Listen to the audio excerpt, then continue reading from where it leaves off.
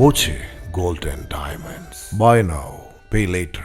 നെല്ല് സംഭരണത്തിൽ സംസ്ഥാന സർക്കാർ ഗുരുതരമായ വീഴ്ച വരുത്തിയതായി BJP സംസ്ഥാന വൈസ് പ്രസിഡന്റ് C. കൃഷ്ണകുമാർ.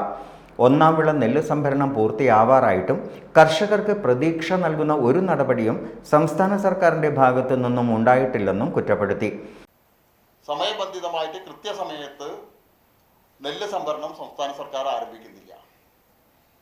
ഞങ്ങൾ ആരോപിക്കുകയാണ്, ഇത് സ്വകാര്യ മില്ലുകളെ സഹായിക്കാനായിട്ട് കർഷകരെ ബുദ്ധിമുട്ടിലാക്കി, അവരെ സമ്മർദ്ദത്തിലാക്കി വളരെ കുറഞ്ഞ വിലയ്ക്ക് നെല്ല് സ്വകാര്യ മില്ലുകൾക്ക് കൊടുക്കാൻ ഉള്ള സൗകര്യമാണ് സംസ്ഥാന സർക്കാർ ഒരുക്കുന്നത്.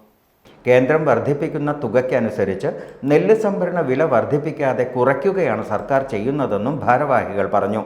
പ്രഭാകരൻ, സജീഷ് കുത്തന്നൂർ, പാണ്ടിയോട് പ്രഭാകരൻ, രമേശ് എന്നിവരും പങ്കെടുത്തു.